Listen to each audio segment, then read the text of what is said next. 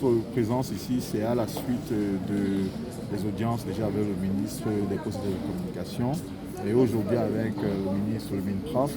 L'objectif, c'était de montrer notre rapport que nous avons déjà démontré avec l'association des femmes du ministère des Postes et des Télécommunications et aujourd'hui avec le MINPROF.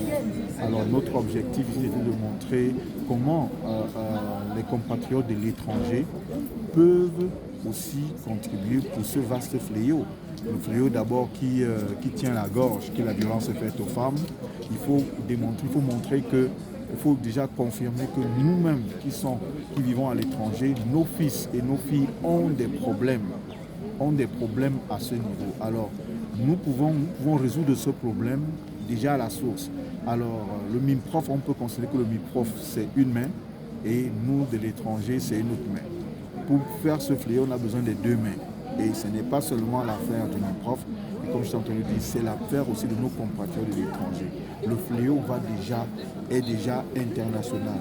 Nos frères et nos frères qui assassinent nos sœurs, qui battent nos sœurs, c'est déjà criard. Il est important de trouver ensemble des solutions que nous avons essayé de mettre en place de l'autre côté et aussi partager cette expertise ici.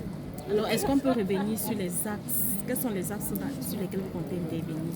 Premier axe d'intervention, c'est que nous allons contribuer à les différentes formations, des pairs, on peut dire de leurs formateurs, des formateurs.